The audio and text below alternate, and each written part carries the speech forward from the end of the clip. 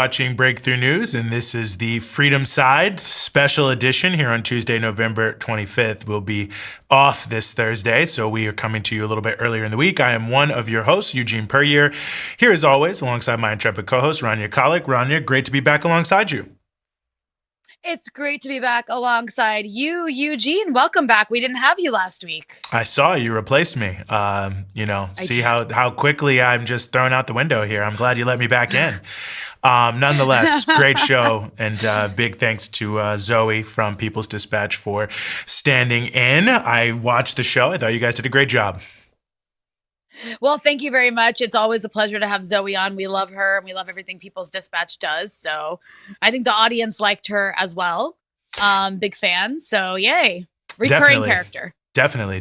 Well, before we get into some of our regular points, Rania, I just want to note to people, since I already noted, we'll be off Thursday. Of course, this is Thanksgiving this Thursday in the United States, the National Day of Mourning for many Native Americans, of course. And for people who know anything about Thanksgiving in the United States, there's also several other days that are coming up. So a week from today will be Giving Tuesday. So since we're a week out, we want to announce that to you as well, because certainly, as we talk to you about every single week, we are not funded by billionaires like the corporate media. We are funded only by people like you. That's the only way we can keep going and growing, as Rania likes to say, is to have those who really believe in our mission to continue to support us. It's not charity, it's solidarity. It not only helps keep the lights on, but it allows us to continue to grow and to move forward and to do new and interesting, exciting things, all around the stories that you have come to expect us to be covering, which is just about everything we can, so you can remain informed. You might even be able to get a matching donation from your employer. There are a lot of employers who do matching donations for Giving Tuesday, so you might want to ask your boss before you get out of there for the week, if that is possible. But hopefully you will have the opportunity to go to breakthroughnews.org/donate. That's breakthroughnews.org/donate. You can see it below me there. Every dollar makes a difference. Every $100 makes a difference. Every $50, every $1,000. So whatever you can give on Giving Tuesday a week from today will be greatly, greatly appreciated. Will move us forward and will continue us to carry the struggle onward into 2026. So breakthroughnews.org/donate. That's breakthroughnews.org/donate. Rania, you see you smiling there. Is it because you want to give some Thanksgiving tips and pointers for the dinner table, or? No. I show up to eat. I've been put on the wine duty, and sparkling water duty. So you can think about it. My family, what they trust me with when it comes to Thanksgiving. But I do want to reiterate what Eugene was saying. For Giving Tuesday, you can go to breakthroughnews.org/donate, and you can give there and potentially have your donations matched. If you get your employer to match your donations, that would be awesome. It doesn't just keep the lights on here in Breakthrough News, but it helps keep us, as Eugene just said, going and growing. We really want to step it up this year. This coming year. And so we can only do that if we can bring in more resources. So breakthroughnews.org/donate. You can also become a patron at patreon.com/breakthrough news. Make sure you like, subscribe, and share this episode with at least 5 people because the algorithm hates us. Shout out to YouTube and their algorithm that seems to hate us, which I will keep complaining about, and I'm only going to get louder about if it doesn't get fixed soon. All that's to say, you can also donate money in the live chat if you so choose. Anything helps. Anything and everything helps. I mean, we have so many subscribers all over, Eugene. If everybody just gave a couple dollars, imagine how far we could go here. We could go very far, be millions and millions of dollars, actually. So ultimately, you think about yourself that way. You're not just one small donation, but all of them added together can make a big difference. So definitely patreon.com/breakthrough news to become an ongoing donor, and Giving Tuesday a week from today. Well, Tuesday the 25th, you might watch this after today. So if you watch this after today, Tuesday the 25th, breakthroughnews.org/donate. So let's just jump right into the show here. A lot of big news coming out of Eastern Europe, the war in Ukraine. Well, who knows exactly what's going to happen, but President Zelensky of Ukraine is saying he wants to meet with Donald Trump as soon as possible, maybe as soon as later this week. I think they even said Thursday. I don't know if they're going to try to meet on Thanksgiving, but nonetheless, around the peace plan that is being batted around, proposed by Trump, some elements tweaked by the EU. Allegedly, there's been negotiations with the Russians on this various issues. So who knows exactly where everything stands 100%. Although we have some pretty good outlines of where things may stand. But nonetheless, it does seem that there is at least some renewed pushes here from a number of different angles as, of course, Russia continues to advance on the battlefield. So to talk about all of this and more, we are very happy to be joined here on the show by Brian Becker, who, amongst other superlatives, is the host of the Socialist Program, which you can also find here on Breakthrough News on a regular basis. Brian, as always, thanks so much for joining us on the show. Great to be here. Thank you. Well, great to have you with us. I mean, I guess, I don't know. I guess I'm asking you to look into a crystal ball here, which is a little bit difficult. But I mean, we've had a lot of false dawns as it concerns the potential end to the war in Ukraine since Trump has become the president. Of course, he said he was going to end it in 10 days, then he was going to end it in like 100 days, and then nothing was happening, and then they were talking. So, I mean, when you look at the sort of fundamentals of this, does it appear that this time may actually be more of an end game in terms of what's happening in Ukraine? I would say not necessarily. What's happening in the last 10 days is Trump is actually negotiating with Zelensky and with the U.S. NATO partners in Europe, not really with Russia. Back in August, on August 15th, Trump and Putin met in Anchorage, Alaska, and they came up with a, quote, peace plan, which included 28 points that the Russians seemed to be accepting. Then the Zelensky administration in Ukraine and the European imperialist allies of the United States basically rejected important parts of that plan. Now they revised the plan from 28 points to 19 points. Russia is saying we haven't been consulted about this new plan at all. If it's a big change or a significant change, a meaningful change from what Trump and Putin agreed to in Anchorage, Alaska in August, the Russians aren't going to sign. So I don't think we're necessarily on the verge of a peace deal.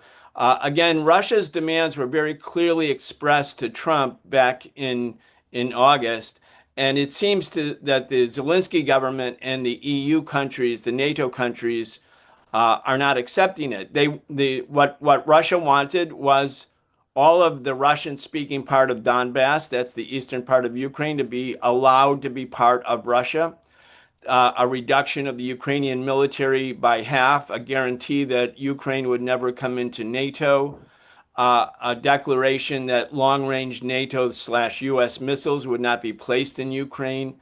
A lot of that is being walked back right now. And, you could see Trump wants a feather in his cap. He wants to be able to be the man, to be the guy, do the peace deal. And so he made one set of agreements with Putin back in August, but I believe has essentially reversed significant ones that may require Russia to say no to this deal. Yeah, so from Russia's perspective, given that I guess I want to ask a two-pronged question. What Russia's getting more now than it was being offered before. So what's still standing in the way for the Russian side of things? And also there does seem to be a bit of a split in the US administration because there are still those hawks that want to be hard line, but then there's those that don't really want as much a part of this anymore. So can you explain that sort of split that we're seeing among the Trump administration? Well, I think the U.S. ruling class in general, and that would be most people in Congress, most of the politicians, and the Pentagon, and certainly the military contractors, don't actually want the Ukraine war to end.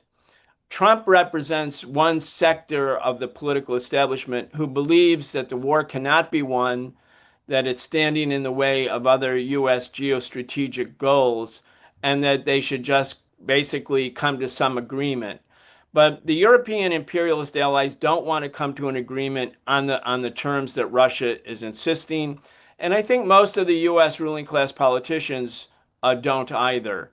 So Trump, in a way, is sort of standing outside the mainstream here. I think his acceptance of Putin's essential demands for basically national security guarantees for Russia, which I consider to be legitimate and valid, and which, if they had been, sort of recognized and appreciated and embraced before the Russian invasion in 2022, would have prevented this war and could have prevented it. But the U.S. government did not want to prevent the war. And I think a big part of the ruling class still wants the war to keep going. So they are now telling Trump, the things that you agreed to in August in Anchorage with Putin, they're not acceptable. What are those things?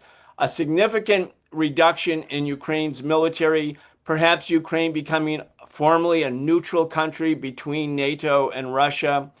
All of Donbass, including parts of the Donbass, which are now not under military control by Russia, but are Russian language speaking parts of eastern Ukraine, would come back to Russia. So I believe that there's a number of poison pills that have been thrown into the mix here. Russia, because Russia is, as Eugene said in the beginning, advancing on the battlefield, they won't accept something that's less than what they've already won on the battlefield. So that's why I'm somewhat skeptical about whether the war is going to come to an end. It could come to an end, very easily. Ukraine could be a neutral country. NATO could give guarantees to Russia that Ukraine will never be admitted into NATO. NATO could promise Russia that they won't station long-range missiles, including nuclear missiles that can strike Russia in a way that Russia cannot defend against. They could say and do these things, but I think there's not the will on the part of the U.S. military-industrial complex or the U.S. ruling class or the imperialist countries in NATO to do that. Well, certainly I agree with you on the weapons contractors. Obviously, we've seen from these corruption scandals sweeping across Ukraine a huge amount of money being skimmed off of the top there. And I'm glad you mentioned the issue of, how Russia perceives its security guarantees, because I think this is an important context for people in Western countries. Is the NATO issue is perhaps not understood because the propaganda, at least I'd call it propaganda, is that NATO is a defensive alliance. So I think a lot of people are like, well, what does it matter? It's all just defensive. It's not like it really threatens Russia. But I feel like that's a misunderstanding of NATO from its inception to, just before this current conflict. Yeah. There are really three different elements of the war, which I think it's important for our audience to understand. One is the military element, and that is about NATO expansion. There have been 4 different waves of NATO expansion right up to Russia's border, including and incorporating all of Russia's former allies, key central allies, allies of the Soviet Union or member republics of the Soviet Union that are now part of NATO, meaning posing a direct threat on Russia's borders. So one is NATO expansion. That's the military side. There's another side which is political, and the political is that the Putin government and any Russian government really wants the Ukrainian government to be at least neutral and not hostile. And the third condition or the third characteristic element of this conflict is what I would call a historical and cultural element. And those two things overlap. I mean, just think about it, and it's really important for our audience to wrap their head around this. The U.S. was moving to basically incorporate Ukraine into a U.S. military alliance, whether formal or informally. Ukraine has been part of Russia, part of the same entity as Russia since the year 880 AD. In 1991, Ukraine became independent for the first time. 1991. So for 34 years, Ukraine has become independent. For the 1,111 years before that, Ukraine and Russia were part of the same country. So that was part of the Russian Empire. Then later, it was part of the Soviet Union. It was only in December 1991 that Ukraine becomes independent. So the idea for Russia that this part of what they have historically considered a Russian sphere of influence, the capital of Russia for many hundreds of years was Kiev, not Moscow. The idea that this part of the world could be then used as a staging ground by the mortal enemies of Russia to put their weapons, including nuclear weapons, targeting Russian cities, that's not acceptable. So it's a cultural, it's a historical, it's a military and it's also a political struggle meshed together. So the Russian calculations are somewhat advanced, but bottom line, they come down to what guarantees an existential sense of security for Russia and the Russian people, or the peoples of Russia. And having Ukraine as part of an enemy military camp makes that existential guarantee impossible. That's what's really driving the conflict. Putin is not going to end the war until he's guaranteed that this existential or perceived existential threat is removed. I want to obviously keep the main story here, the issue of Russia, Ukraine, but it is happening in the backdrop of this awful deal, if you want to call it a deal, basically handing Gaza over to Trump colonial control. And Russia and China both abstained from that vote at the UN. And so there was a big debate about what that means and whether this was a mistake along the lines of abstaining from the vote on Libya. And I'm just curious, before Gaza, all of us were talking about Ukraine all the time. That was like the big story internationally, the big war that was discussed. And I think the genocide in Gaza has obviously taken center stage for obvious reasons. But I guess, Brian, how do you relate this ongoing discussion, this ongoing potential deal that doesn't seem to really be happening over Ukraine, with what we've seen over the last couple of years in Gaza, which is kind of just like overshadowed Ukraine? And on top of that, like, how do you understand Russia's choice to abstain after, watching the U.S. just kind of steamroll over the entire Middle East for the last 3 decades, disaster after disaster after disaster? Well, Russia and China both abstained. They have a veto in the Security Council. 5 members have a veto. They abstained when the U.S. and Britain and France wanted to get authorization to go to war against Libya in 2011.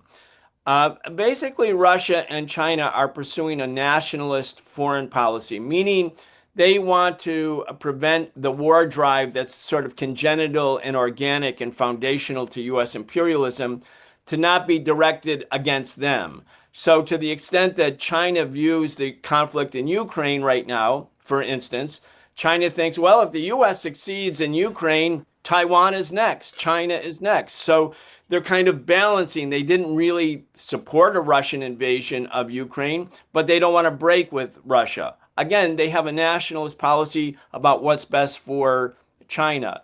Russia, likewise, is willing to challenge the United States when it comes to the U.S. and NATO advances in Ukraine that are an existential threat to Russia. It provides political support for the Palestinians, but it doesn't want to sort of escalate that war to become a war directly against them either. So in a way, both Russia and China, while standing with the Palestinians, are being very prudent, very cautious. I know many people who are supporting the Palestinians wish the Russians and the Chinese did a lot more, but they're not pursuing an internationalist, anti-imperialist foreign policy. They're trying to protect themselves and defend themselves. Again, I think it's wrong on the part of people in the United States to condemn other people in other parts of the world for not, quote, doing enough when it comes to the genocide in Gaza, when it's the government that speaks in our name that's carrying out this terrible genocide against the Palestinian people. We should focus on what we can do here in the United States and in the Western countries that are supporting the Israeli regime. We wish, of course, Russia and China could do more, would do more, but the fact that they're not is not that surprising to me. No, I think there's a lot of complex dynamics and a lot of interesting factors in all of this, and a lot more to be seen. And I guess we'll see if Zelensky makes his way to the United States this week to meet with Trump. But as always, Brian, we appreciate you helping us sort through it all. You're sorting through a lot of other issues, key issues on the Socialist Program on a regular basis on both video and podcasts. So definitely make sure you check out the Socialist Program as well. Thanks so much for being with us. Thank you. Rania? Well, Eugene, I have a lot of a harsher of opinion. I mean, maybe it's because I live in Lebanon, but I'm just disgusted with the entire world not doing enough. And I think that, I understand the sort of like geopolitical reality. I just think it's a shame that we live in a world where no country is willing to do anything to lift a finger in the face of a genocide. I'm frightened by that prospect. Like, what does that mean? Yeah, well, one live in a country did world like something that. that's Yemen, so don't want to leave that out. I think it just one example, but a notable one. But I think it speaks to the global relationship of forces, and I mean, I think that's sort of the deeper point that Brian is making. I mean, you do live in Lebanon, but I can only speak as someone living in the United States. I mean, the United States is threatening to destroy every single country if they do anything that they say that they shouldn't do. So ultimately, until you can create more space, in that context, you're basically asking people to sacrifice their own countries for something that, we can't even get our politicians to make the slightest, indentation on any of the broader policies that are here in the United States. So I think a lot of things would change if things started to change in the United States. And I do think that that's an important factor in, how other people make their considerations and how we, judge and evaluate other people and other countries and other nations vis-a-vis, the strategic choices that are in front of them. So I think it's unfortunate that we live in that world, but I think we've been living in that world since the fall of the Soviet Union. So, that's another factor as well, as the sort of decline of oppositional forces on a worldwide scale, which also speaks to, the sort of broader war drive issue.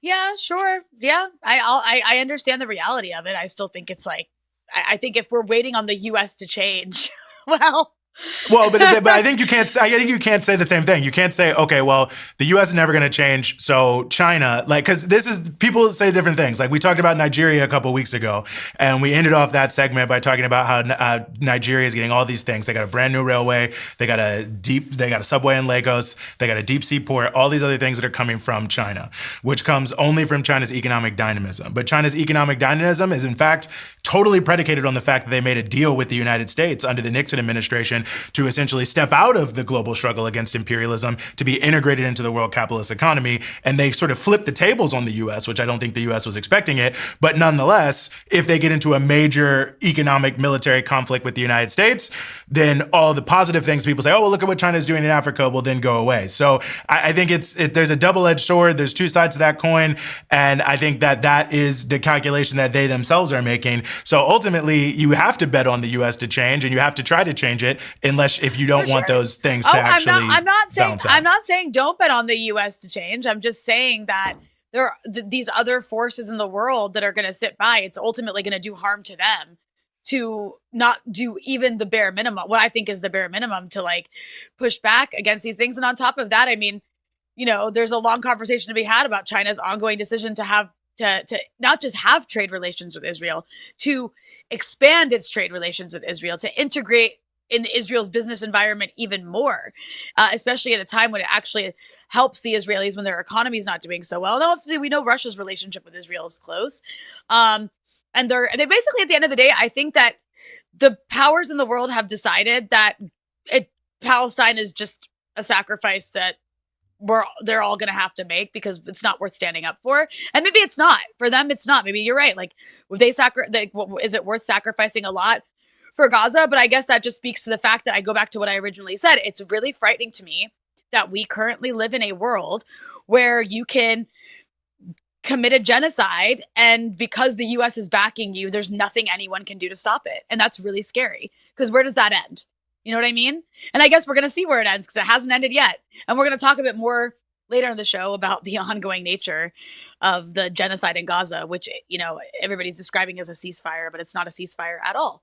Yeah. Well, I mean, I know we have another guest on the line, but I hear you. I definitely hear you. And I wish that wasn't the state of the affairs, but there's only really one thing you can do about that, is that we have to try to continue to build a worldwide oppositional movement. I mean, you can't expect people who are not saying that they're like radical revolutionary imperialists to then say that the anti-imperialists, that their number one goal is to do the right thing, because it's not the number one goal. And so if we want more people to do the right thing, we have to try to do what we can do to shift the relationship of forces, to make it easier for people, for their own self-interest, to do things that are better. But I mean, I would just make the point that I just gotta say, I'll say one more thing.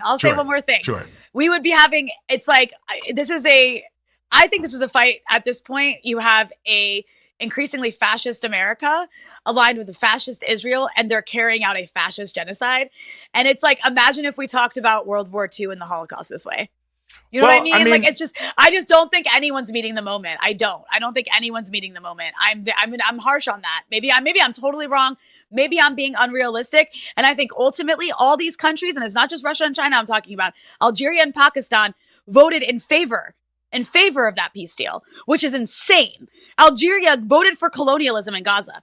Explain that to me. All of these countries that are bending the knee to the U.S., to U.S. dictatorship around the world in this fascist moment that we're in, that I believe that we're in, at least the way Gaza's facing fascism for sure. A lot of countries are. This is going to come back to bite everybody in the ass, because you know what? Fascists and bullies are emboldened when nobody stands up to them. And I agree with you. I mean, I'm certainly not endorsing it. But I'm not endorsing it. But you can say that it's not enough. Okay, sure. I mean, okay. In the abstract, absolutely. The worse it's going to get. But let me put it to you like this. I mean, a lot of people were saying when the issue is going on and Hezbollah was firing rockets that they should do more too.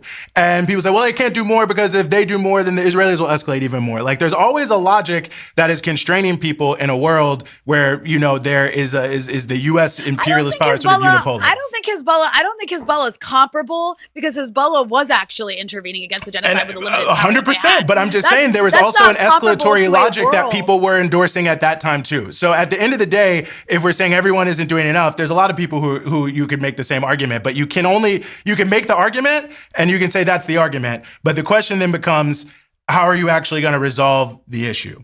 And I think that is what's really at stake here. And I think ultimately the resolution to the issue is really not in Russia. It's not in China. It's not in Algeria. It's not in Iran. It's not in Pakistan. It's in the United States, where the politics, the money, the weapons, the political will is all emanating from. I think it's both. I don't think it's one or the other. I think it's both. And I think what I've witnessed is a cowardly world. And I'm talking about the whole world. There are actually, interestingly enough, the weakest people, the weakest forces in the world have been the ones who have tried to stand up against this. And they've been on their own, so they've failed. And the more the world refuses to stand up to the U.S., and you're absolutely right. I'm not saying the U.S. is never going to change from within. We should stop trying. Both of those things need to happen. I don't think it can be one or the other. I do think the answer lies actually everywhere, not just here and not just over there. That's all I'm saying. And the more we allow this impunity to continue, the worse and more emboldened it's going to get. And it's not just going to be against Gaza. It's going to be against everywhere else that has any sense of independence to it. Well, it's not just against Gaza now. I mean, there's many places that are being strangled massively because of the exact same situation. So it's not to endorse what any particular person is doing or not doing, or any particular nation is doing or not doing. But I also do think that there is an element to this that is, you know, people sitting and saying, okay, well, all these countries aren't doing enough and I want to see them do more, and not recognizing that, you know, there are calculations that people are making, whether they're right, whether they're wrong, whether it's going to turn back around or whether it's not. It's like no country can actually ignore the reality of massive U.S. imperial power and what the impact of that is going to be on them, what the impact of that is going to be on their people. And to just sort of kind of like wave it off as like, well, they could be doing more. Of course they could, but it's not the moment that we're in. I mean, the reason why they've been in this moment since 1989, 1990 is because when the Soviet Union existed, they did do that. And that's why all the nuclear weapons in Israel were actually pointed at the Soviet Union, because they viewed them, in fact, as the number one enemy they had, because they were supporting the Arab world and pushing back in a way that was significant. But they had a very different orientation towards the world and society, and that's how they moved things. And so the question is how do you actually have a type of orientation that exists in society, that is in a worldwide society, that changes the balance of forces? And I think you can lament what other countries are doing, but that in and of itself is I think not really the key factor right now, because that they're going to do what they're going to do, and they're doing it because there is this. What are the factors that can be controlled and that can be shifted to shift the balance of forces? And that has to happen inside of the imperialist countries by the growth of a stronger anti-imperialist movement. Like nothing else is going to move the needle on any of these other countries or any of these other global conflicts. All right, well, we'll have to leave it there and come back to this, but I think it's a very interesting discussion, and I know there's a lot of people who agree with you, and there's a lot of people who agree with me. And I think ultimately we're not on separate sides here, but I understand a part of this is emotional, but I take a very angry position against the world. And that includes, you know, a lot of countries I feel very strongly could be doing more and are choosing not to do more because they do not care, because there's just like no internationalism anywhere. And that does speak to the lack of people's movements for sure. And I hope to see that change. All I can do is just sit here and watch and observe and comment on it. No, I hear you. I mean, I'm angry too. Like, I mean, I'm not trying to be an apologist for any particular force, but, you know, at a certain point, it's just a question of, well, what can we do, you know, to shift it? And despite what the New York Times and others say, I have no influence at all in Beijing or Tehran or anywhere else. So I'm just trying to work where I can work. Anyway, let's maybe move to another major global issue where no one is doing anything and where we should all be angry. I agree with you. We should all be very angry that the world is in the state that it's in. That's climate change, which amazingly, despite the fact we're all dying slowly, we just had COP30 happen in Brazil. Not that much took place there. And in fact, it was maybe one of the most underwhelming COPs in some time. Anyway, to get into all of these different pieces, we have with us Miguel Yoshida, been waiting very patiently, a researcher with the Tricontinental Institute and also an editor at Expressão Popular. Miguel, thanks so much for being with us. Thank you very much for the invitation. Very glad to be with you. Well, great to have you here. I mean, you know, I think there was, in a way, kind of big hopes for this COP because it was in Brazil. And, you know, President Lula is one of the few world leaders who does speak out on environmental issues relatively frequently. But we ended up with a declaration that didn't even mention fossil fuels. And I think one of the things that Tricon noted early is that maybe this is not a surprise that this wasn't lining up to be a very effective COP. So I wonder what you think about the outcome and if there was ever much of a possibility that it was going to be different than this. Well, we at the Tricontinental Institute, we produced the dossier last month on this. I have here the Portuguese edition of the dossier. It's called, in English, is the environmental crisis is a part of the capital crisis. So what we expose in the dossier is that the alternatives to this crisis, they are not possible within the capitalism. So if you think the COP30 and all other COPs as mechanisms of the governments that are always within the framework of capitalism, it's very difficult to have, let's say, possible alternatives to counter the environmental crisis we are living. Yeah. What we need to think is what are the advancements we can have at this kind of gatherings and conferences, but also we need to look at the limits of it. Just what you said. Yes, the outcomes, they were just what we expected actually, because we didn't expect much from this, and it became what it usually is. That's a place where people sell and buy things. It was like it wasn't a place to think of alternatives, real alternatives for the climate crisis, but it was a place where the finance capital was very present, the companies, the huge companies were present, and trying to make deals with the environment too. So this is one of the main issues that was at stake at COP30. It's so wild because you had this COP30 ending without even a mention of fossil fuels. It seems like we're almost like moving backwards with everything that's been accomplished around the narrative, at the very least, about climate change. Like there's not even a pretense of dealing with the issue. And of course, more importantly, as you all laid out in your Tricon dossier, there's the argument that capitalism, which is true, is central to this problem. Capitalism is fundamentally incompatible with ecological survival on planet Earth. So can you walk us through, I guess, just very briefly, the key mechanisms like extraction, profit maximization, corporate power that make the climate crisis unavoidable under capitalism, and then why this is completely missing year after year after year from this global conversation about how to deal with climate change, which is just getting worse? Sure. One thing we work in our dossier is that we see the climate crisis inside of a broader crisis that we call the environmental crisis, because it's not only about the climate change. I mean, climate change is certainly the most visible and one of the most important aspects of this crisis. But we also need to look, for example, at the chemical pollution, the loss of soil cover, and also the loss of biodiversity. I think this is a very important point to take a look at. The crisis is a little broader than the climate change. Of course, the climate change brings natural disasters, as so many floods we've seen recently that affects usually poor people or the poor people. Yes, and there's also this feature of this crisis that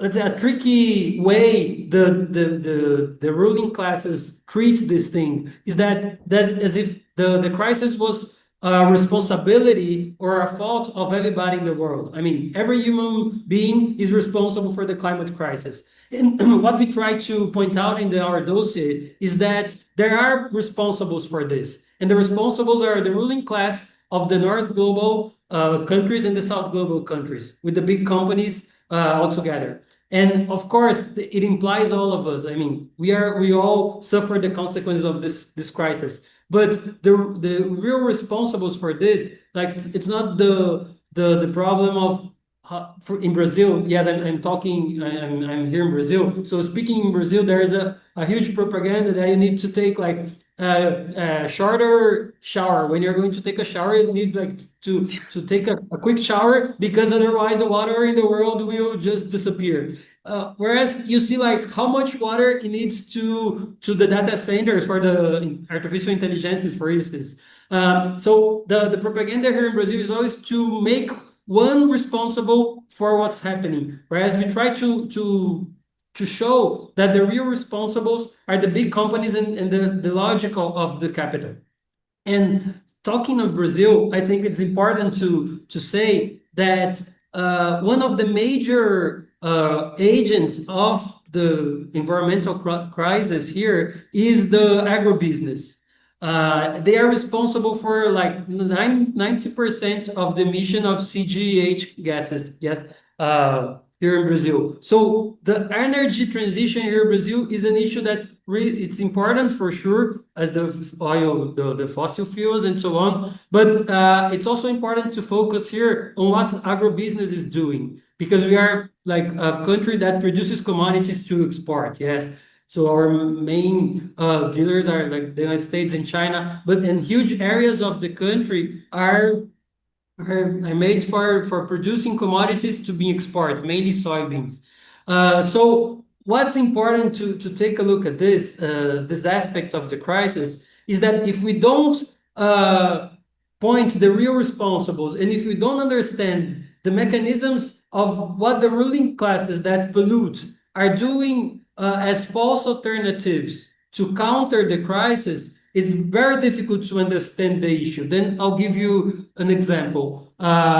We have the carbon market alternative. That's the alternative that's they sell it as if we would have the solution in the carbon market. But here in Brazil, in Amazon forest, there was a project called Maísa that was run by the carbon market certifier Vera, which is the biggest carbon certifier market, that meant to preserve 200,000 hectares from the Amazon rainforest. But this was only a way this area would work for these big companies to buy their shares of carbon markets. I mean, they polluted, and then they polluted beyond the limit they could pollute. And then they buy these shares of carbon markets in the rainforest of Amazon.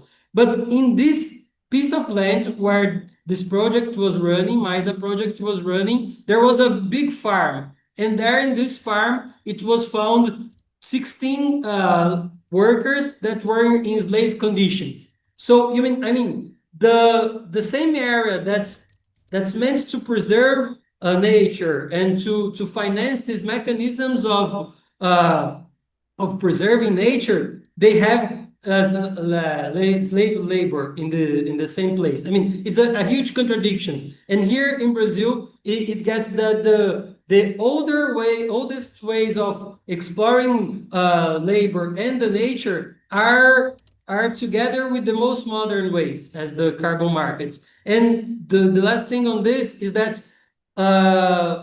huge transnationals like Uber, Spotify, Audi, and Google, they had shares of carbon markets in this same project. So everything is linked. The oldest ways of exploring people and the nature in Brazil, and the most advanced things in the North Global. So I mean, this is to say that these alternatives the green capitalism proposed, they are not possible.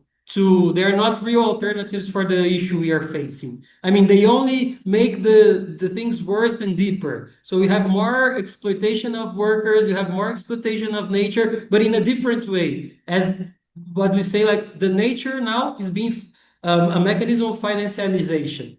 So we have like the most modern capitalism working to maintain the things as it was now, as they are now, but in a way that seems that they are countering the crisis we are living.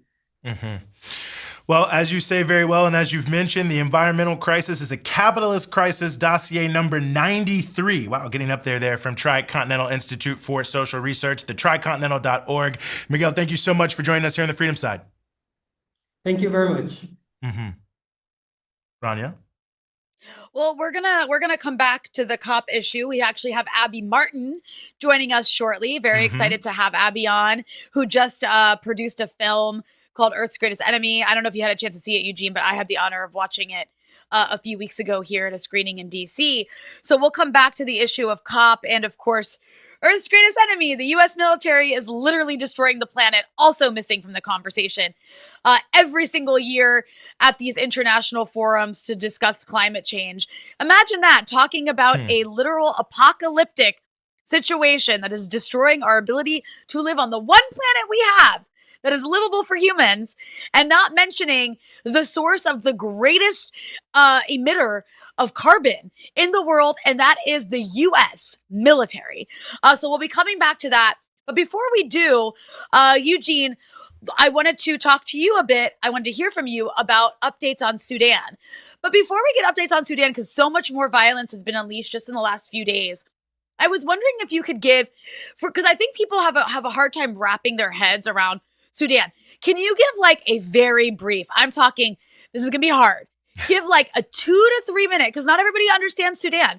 Give a 2 to 3 minute, like, just like explainer on how people should understand what the hell is going on in Sudan. Because there's a lot of information out there and none of it makes sense. No, thank you. I appreciate that. And time me. I'm going to try to see if I can do this in 2 minutes. I mean, I think the easiest way to understand what's happening in Sudan is you have a battle over how a huge amount of resources are going to be distributed.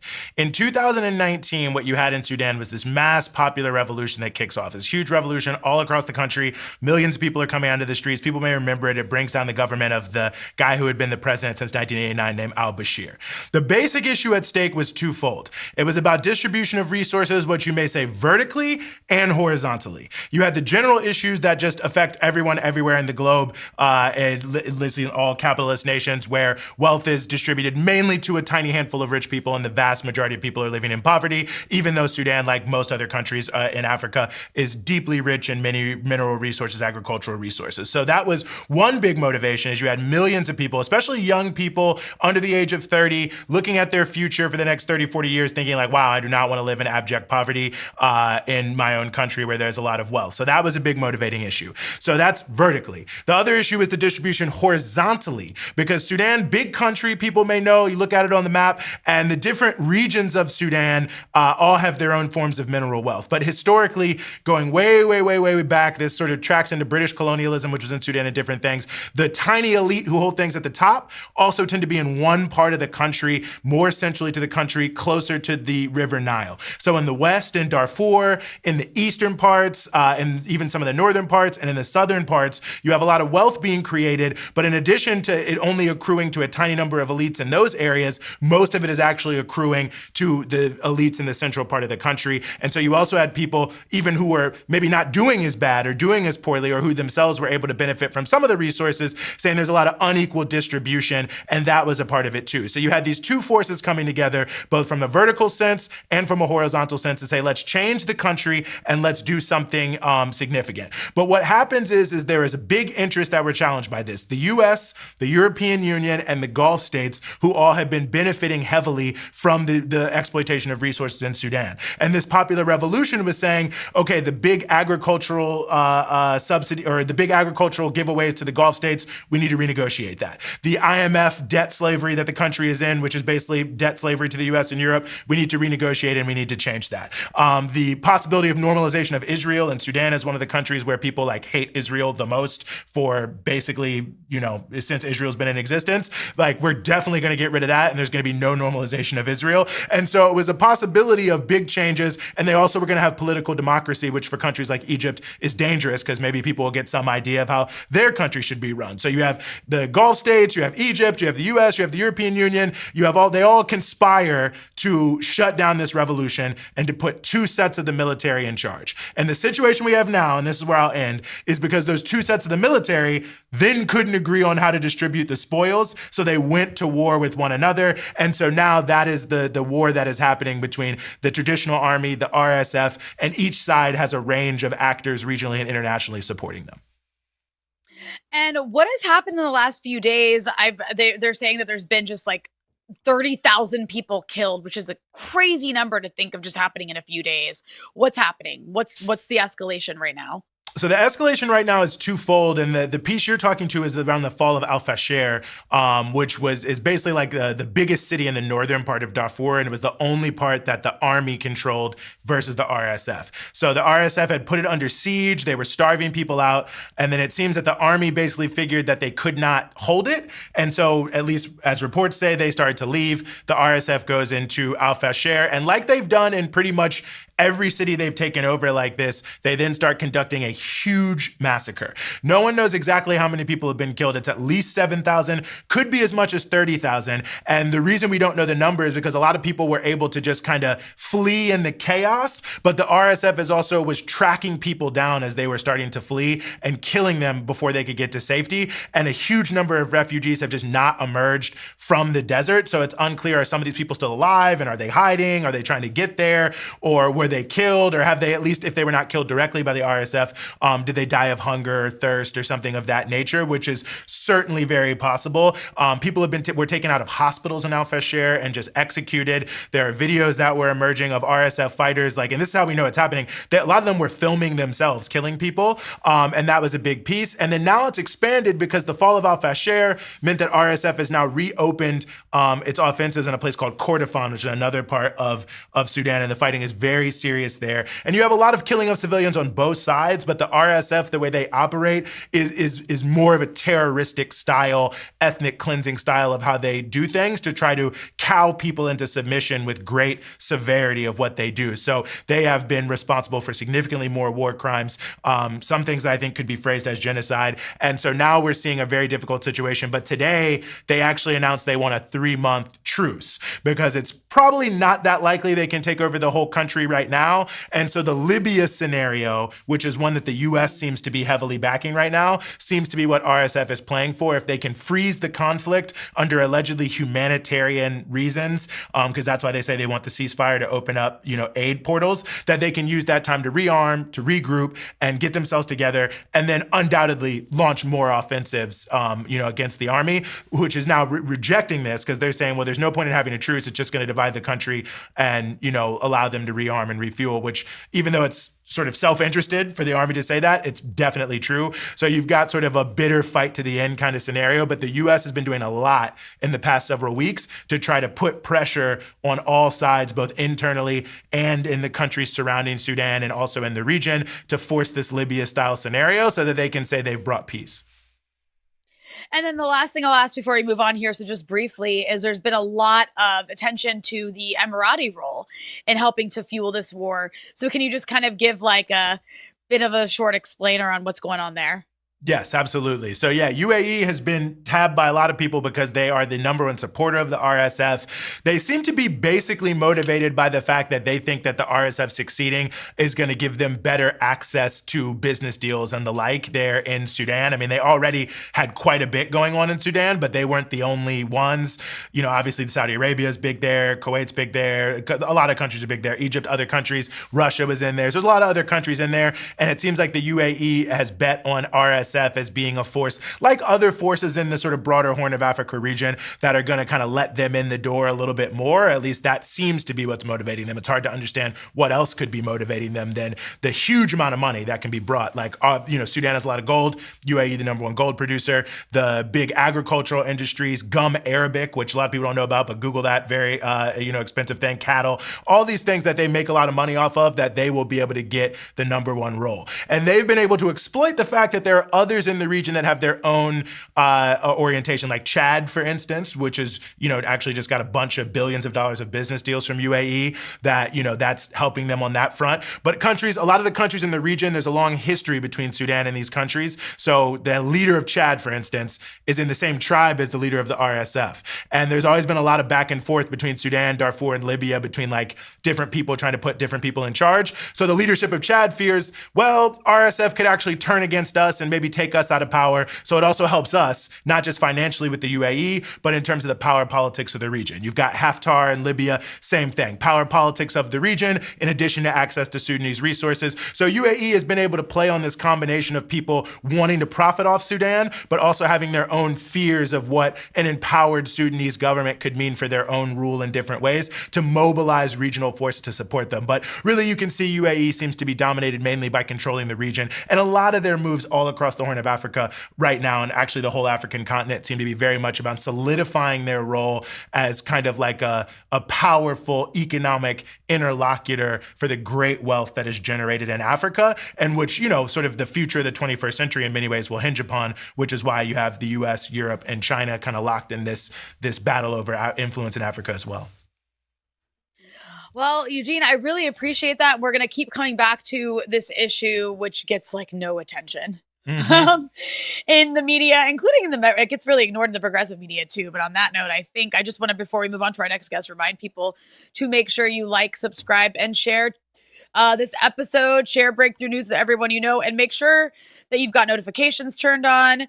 As we deal with the algorithm that hates us and doesn't want to recommend us in the feed, we're going to need you to come to our page to find our content. So make sure you're doing that.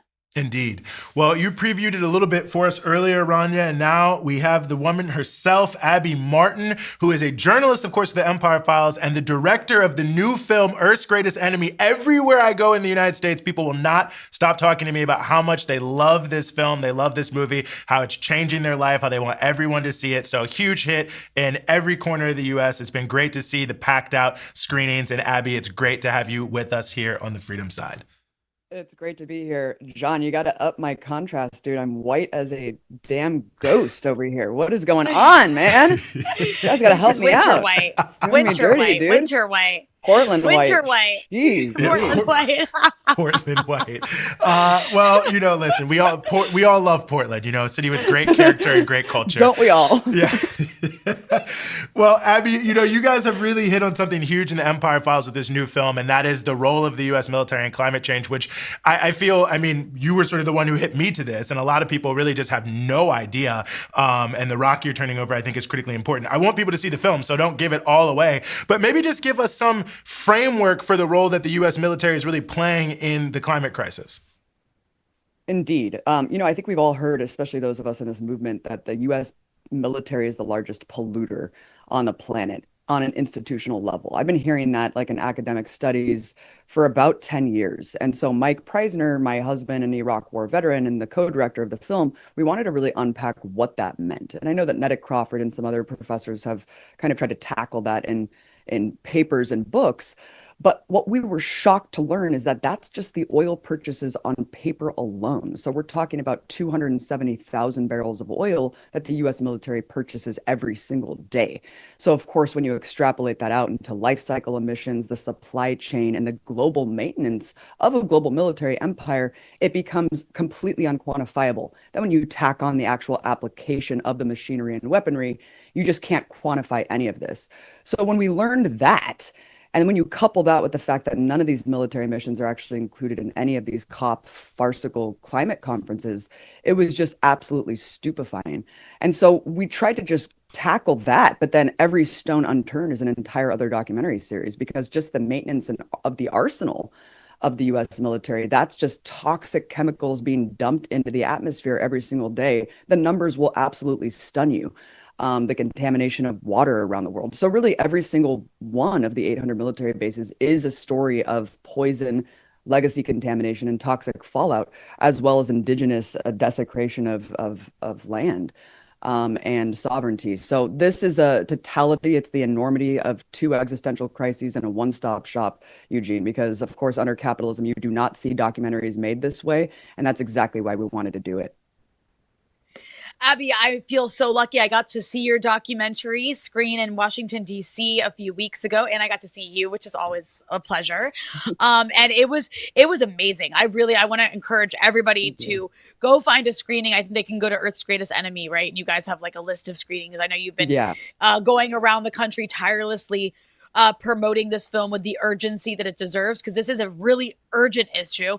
And so I wanted to ask you, having made this film, you spent years of your life like pouring your heart and soul into this film.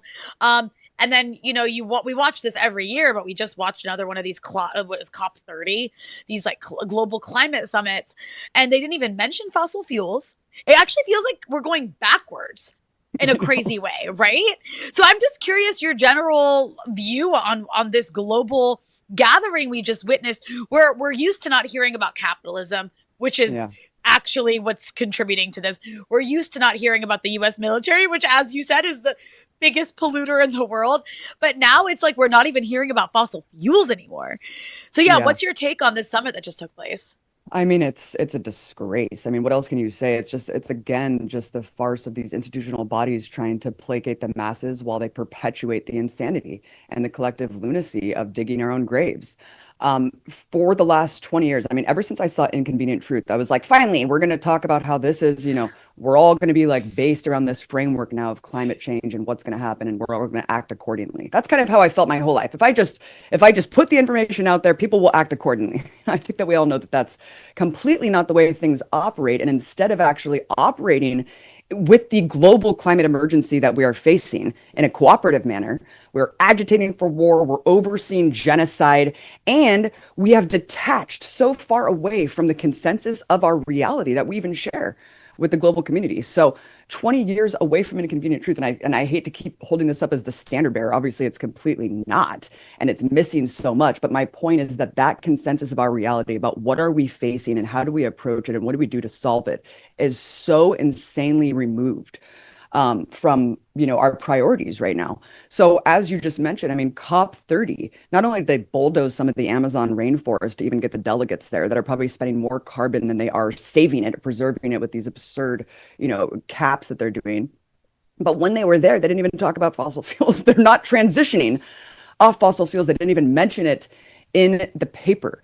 So again, what are we talking about? What are we doing? When you're looking at the US military, it is an army for the fossil fuel infrastructure, for the fossil fuel machinery. So yes, we know the global perpetrators of the climate apocalypse are fossil fuel companies, but all of this has been atomized and isolated in terms of our global understanding of how this machinery operates.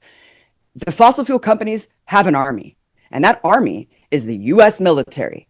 And US imperialism is a machinery that imposes global capitalism against the planet at the barrel of a gun, against their will.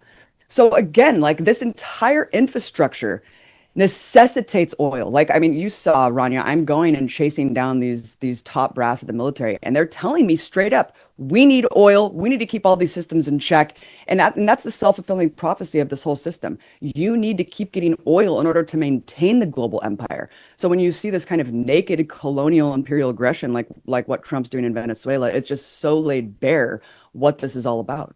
Mm.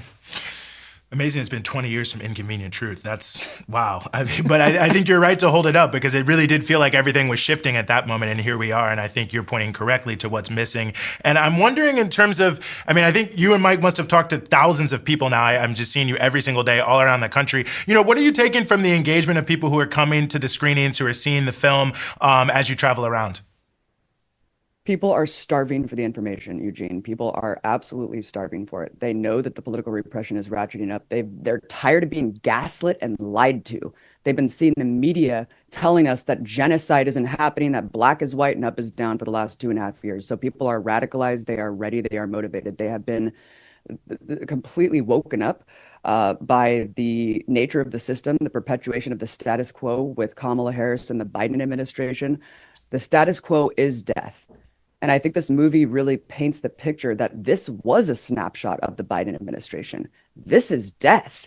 This is the status quo. This wasn't even when Trump took power and is saying climate change is the biggest hoax perpetuated on humanity. This is the Biden administration, and this is unacceptable because they are barreling us off of a cliff and destroying the habitability of our future. And so every person that I meet, of all stripes, all political backgrounds, all faiths, they are coming to these screenings because there's so many entry points for everyone from all walks of life to get involved in the struggle and understand how these issues interconnect, how our brothers and sisters in Congo, in Sudan, in Palestine, all linked to the fact that we can't afford eggs and gas because the Pentagon's a parasitic vampire sucking up all of our resources and bleeding us out. So all of these things are interconnecting in a way that I've never seen before, Eugene. I do have revolutionary optimism. As dystopian as the hellscape is that we're facing, I have never seen a moment like this that is galvanizing and coalescing people from all walks of life, all around the world, that have this international lens of solidarity. Because I've never seen my American brothers and sisters care and be invested in sustained action for people around the world. And this is our moment, because we're not going to let these maniacs rob our future without a fight. And that's why we do what we do. We're not going to stop. And I've never seen anything like this. I really do feel like this is our time. We can take the planet back from these people. We really need to, Eugene. And this movie is just one tool in the arsenal to speed up that fight and to expand the consciousness. Right on. That's so beautifully said. And one thing I really love, again, amazing movie. You take us all around the world in this film. And I'm not, spoiler alert, but you kind of, in the end of the film, you do mention Gaza, and that kind of started. You guys have been making this film for years. So you talk a lot about Iraq in the film, a bit about Afghanistan, other imperial adventures around the world that the U.S. has been involved with and continues to be involved with, the occupation of Okinawa, Hawaii, and on and on and on. You get to Gaza at the end and kind of show this hellscape and what these people are capable of. And I was just curious if you can relate, because I think a lot of times we're so siloed in these different movements, especially with the climate movement, especially because it's so cut off, or it's been so cut off in the mainstream, at least, from the issues of the economic order, which is capitalism, from the issue of imperialism. So how do you connect this genocide in Gaza that we've been watching live stream for now more than 2 years to the issues you talk about in this film? I think Greta has done a great job doing this. And I think that as we all watch the Gaza genocide in this apocalyptic setting, I think that it's all kind of in the backdrop of our minds, that it's all connected. For example, the movie has so much of Iraq shaping my worldview, Mike's worldview, so many characters in the film, Dar, the Levon, the homeless veteran at the beginning, the toxic fallout and legacy of what we did in Iraq, and still taking stock of how it changed the entire global community, the refugee crisis, on and on and on. But to see Gaza, to be editing this film and watching the Gaza genocide, and to know, to look at every single child's eyes and to think, this is my child, this is my neighbor, this is my family, and to have that it was so painful, but it was also so infuriating, because this is what happens when you don't hold criminals from the Iraq War to account. This is what happens when you don't hold the torturers in chief, when you don't throw them in prison and hold them to account for their crimes. You get Gaza. This is what happens.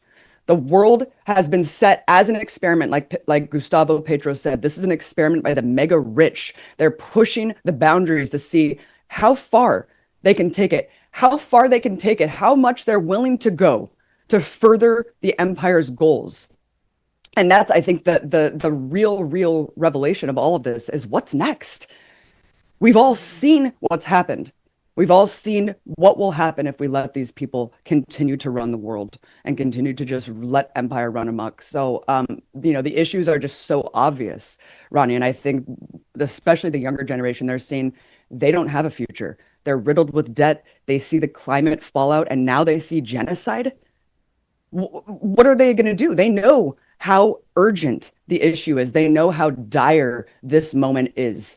And they see the fact that the liberals have incubated the right wing.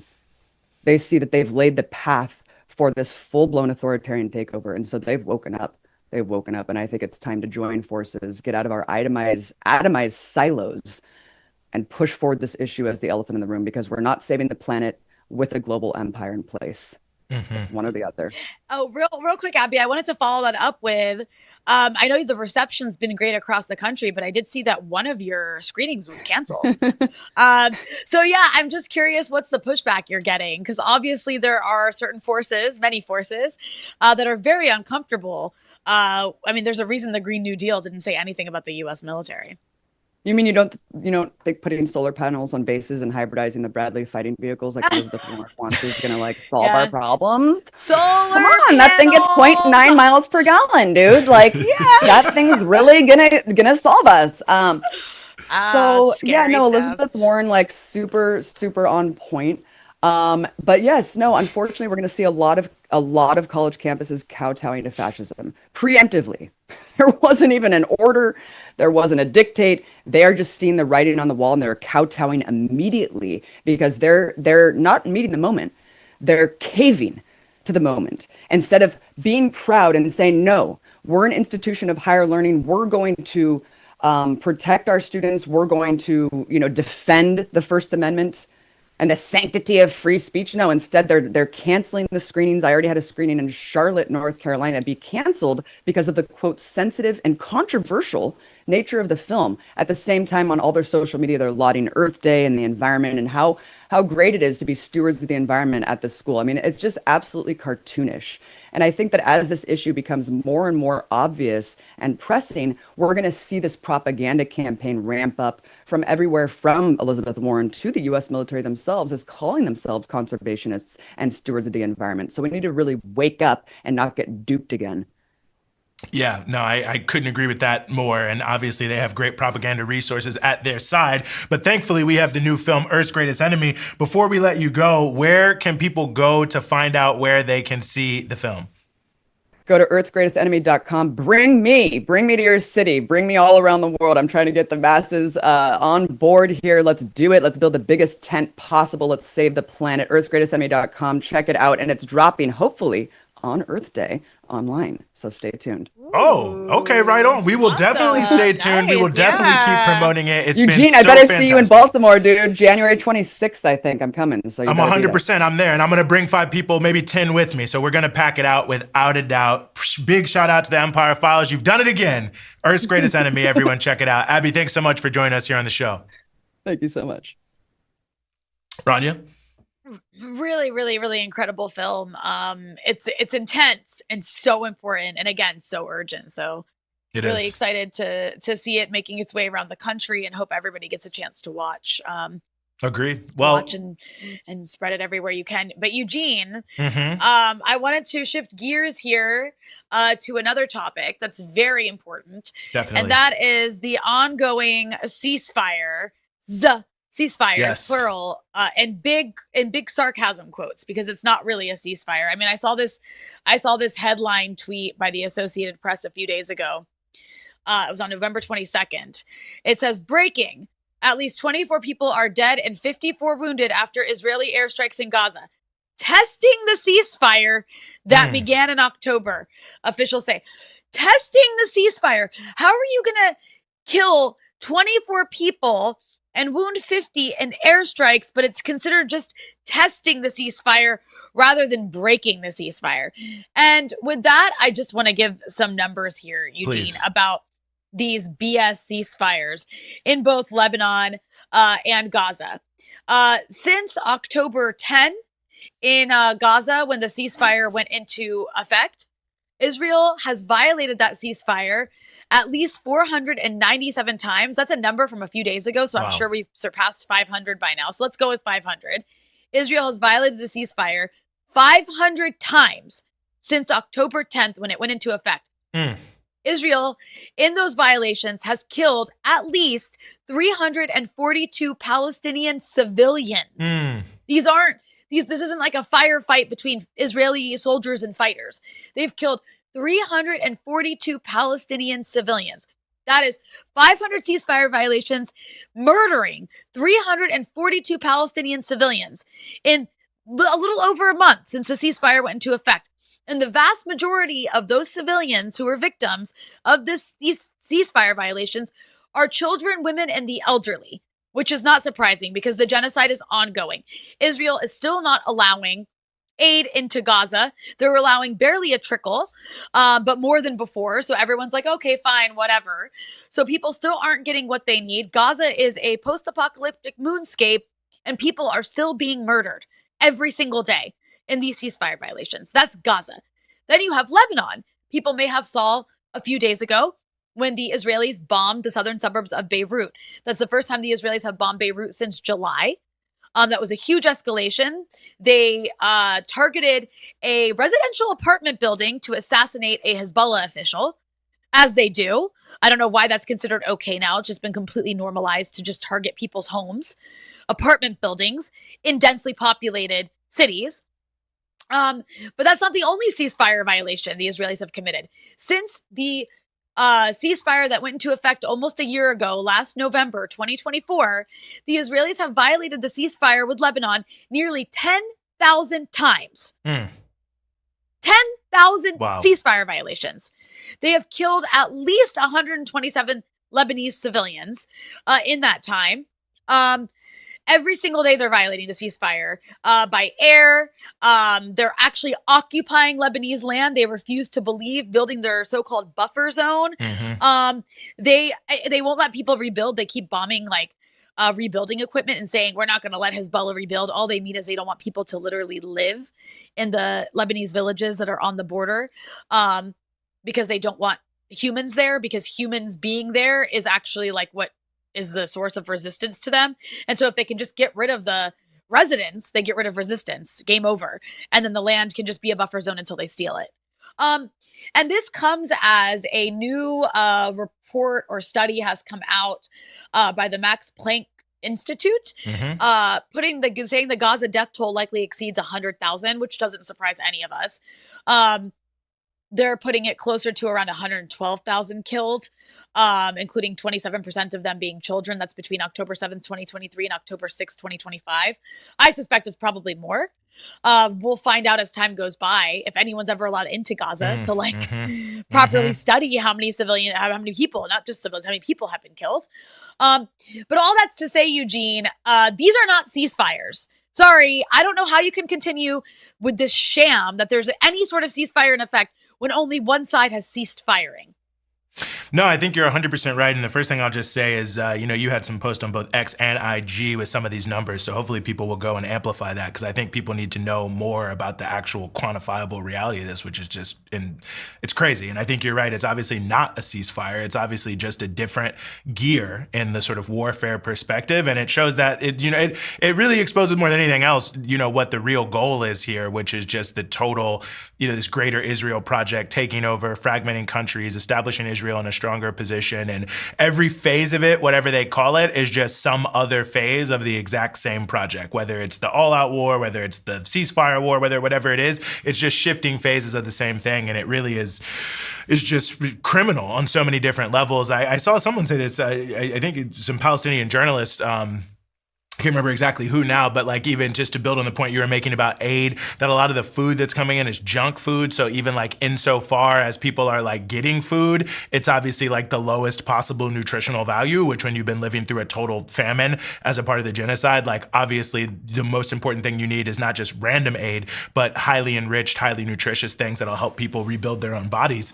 In addition to other pieces, you've got the ongoing, the difficulty in rebuilding because the Israelis will not let in a lot of the various materials that need to be let in, for the various sort of construction pieces and all those different elements of it. So, it really continues to be an all-out warfare. And of course, in addition to what's happening in the West Bank as well, like it really is continuing to move, at a very substantial pace here, the attacks on the Palestinian people. And of course, the United States is aiding and abetting all of that while, Trump going around the world trumpeting the fact that, they allegedly brought peace, which, is just Trump's self-aggrandizement. But we can see what's really happening here on multiple different levels. And another thing that I was hoping you could talk about, Rania, that you sent this to me, so I'm still learning, and I know we don't have all the details, but this story that is about the exploding phones, which, obviously you did the great documentary about the impact of the exploding pagers there in Lebanon. So it just kind of makes you wonder what might be happening here in Gaza. But another little interesting thing that seems to bear watching.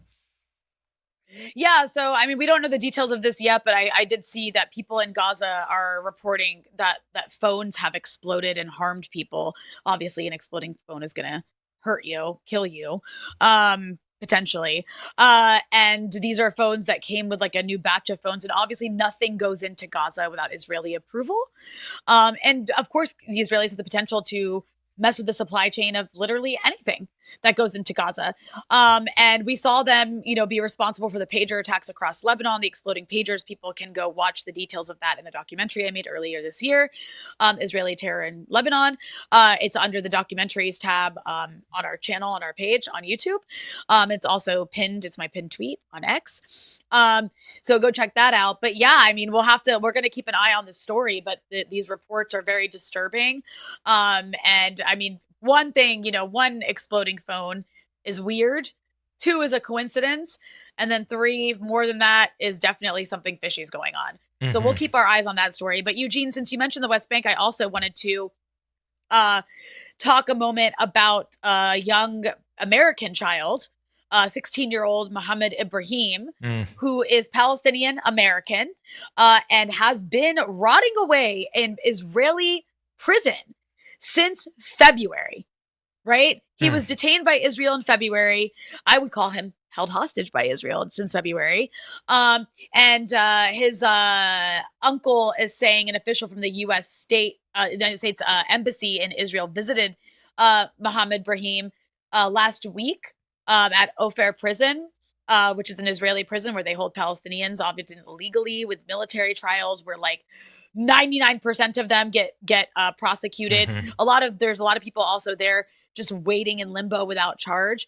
The Israelis are claiming that he threw rocks at settlers, which the child is denying. This is, again, an American child. He has American citizenship. And the consular office is now raising his case with multiple U.S. and Israeli agencies, especially because when they visited him, they noticed his health had deteriorated. He'd lost a significant amount of weight, and there were dark circles forming around his eyes. We know the Israelis torture Palestinians when they detain them. That includes children. They are known for doing this. So this child is likely being tortured. Again, I want to reiterate, not that it's okay to do it to just a Palestinian, but this is somebody with American citizenship. Despite rights groups and U.S. lawmakers pleading for this child's release, the Israelis are refusing to free him.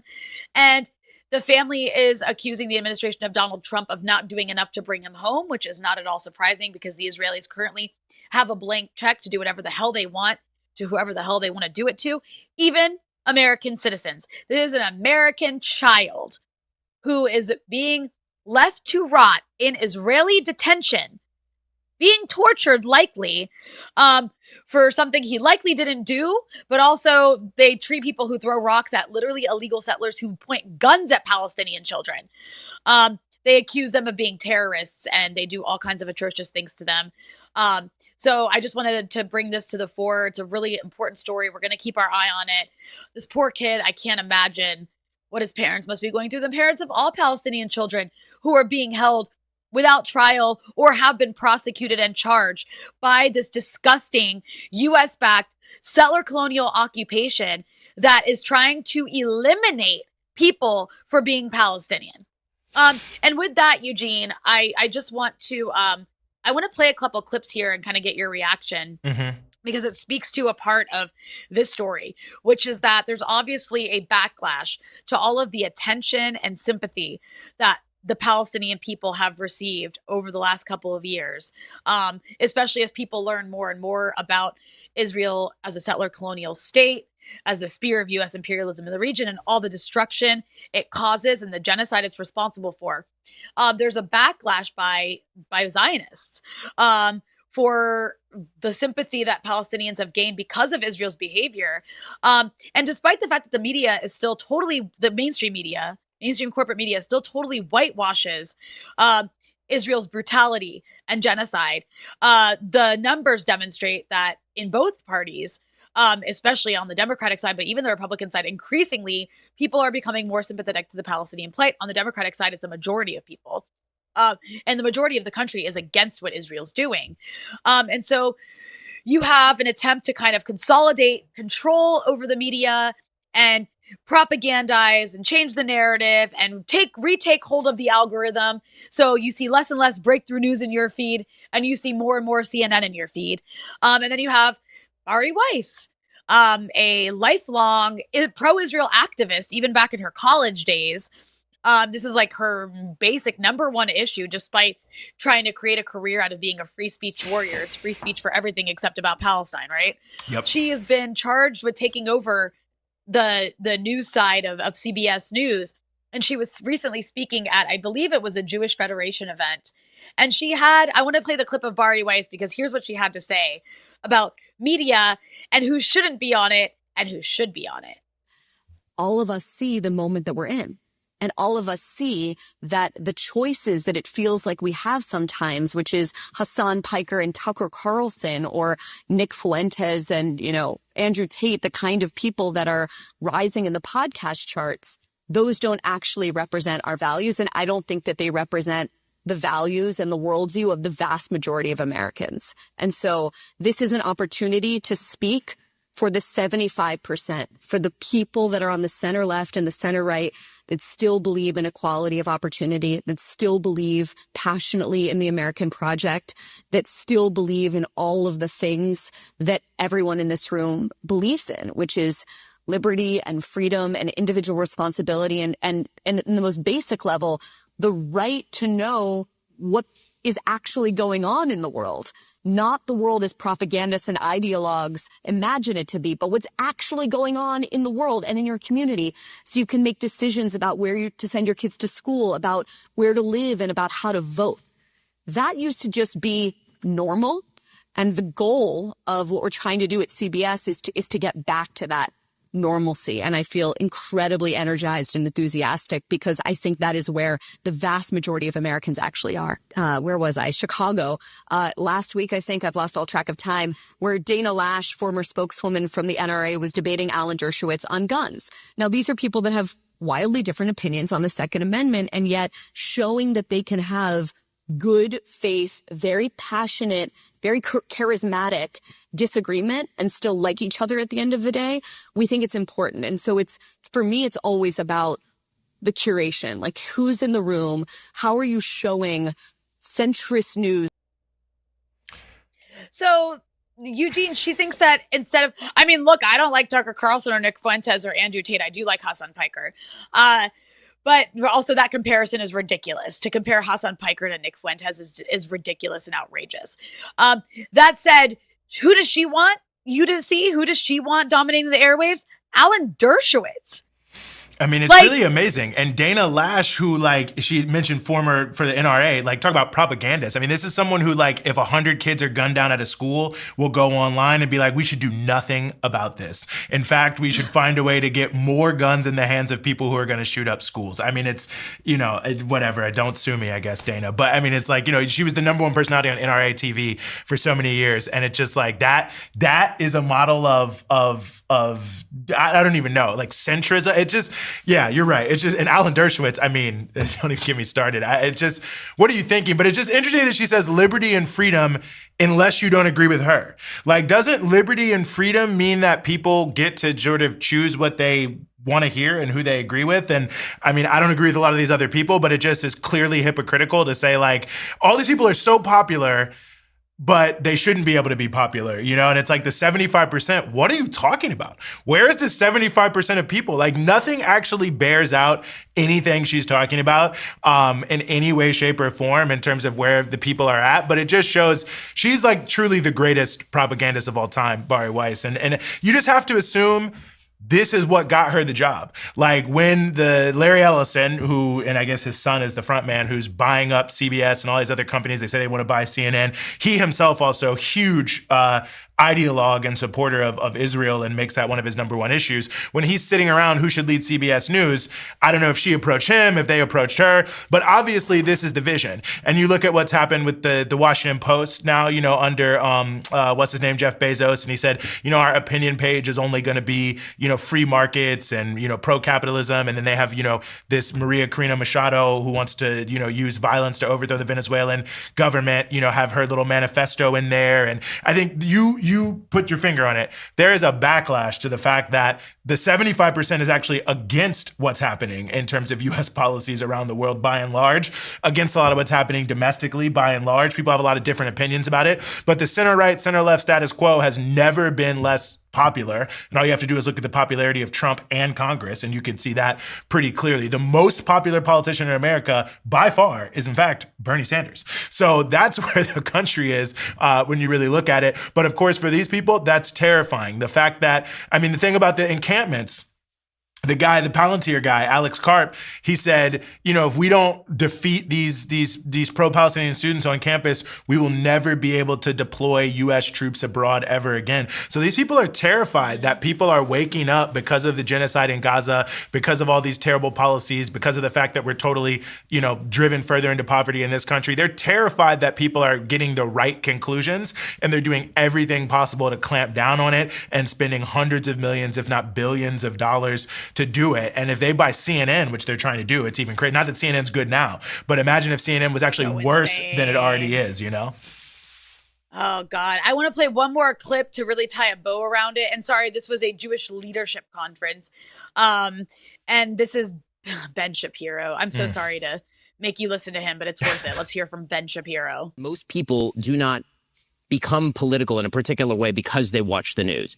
They watch the news in large part after they've become a little bit political. And the way that people mostly become political is through culture. It is through kind of the normal water cooler conversations they have day to day. And so one of our goals was, once we had built up a big enough audience, could we start to broaden our mission to include things like entertainment content that was going to shape people's values from the time that they were young. So for example, we have a children's programming unit called Bent Key that has several 100,000 subscribers, and it embodies sort of classical Judeo-Christian values for kids, where you're not worried that you're going to leave your 5-year-old in front of a TV and suddenly Miss Rachel is going to be lecturing them about Palestine. That's not going to be a concern if you watch our sort of content. So, you know, we decided to expand in that way. Hopefully that'll be justified by the audience, and the audience will love what we're doing. If not, then we'll have to stick and move in other ways too. That's, as Barry says, one of the nice things about independent media is that you can really move quickly. You can adjust on the fly.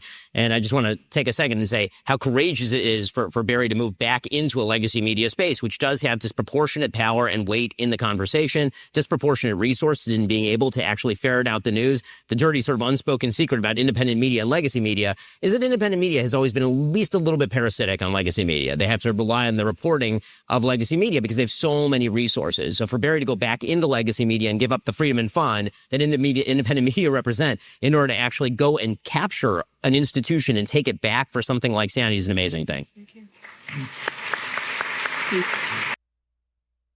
I mean, there you have it. Ben Shapiro is very excited to have Bari Weiss at CBS because he doesn't want Miss Rachel, to show up teaching your kids.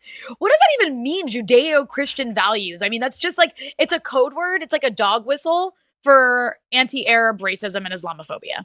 100%. I mean, it's basically like, if you want to put your kids in front of the TV and not worry they have to hear anything sympathetic about Palestinian children who are living with disabilities because of Israeli bombing, you can put them in front of whatever the Ben Shapiro children's program is. And I think you're right about Judeo-Christian value. It is a dog whistle because it means absolutely nothing. It's something that people just trot out. I mean, of course, everything in the Bible is in and of itself contested. And there are many things that are in the Bible that Ben Shapiro has absolutely no point in bringing out as values, love thy neighbor. And he's actually saying, do everything you can to destroy people you don't like if you hate them. I mean, I could go on and on about that issue, of course.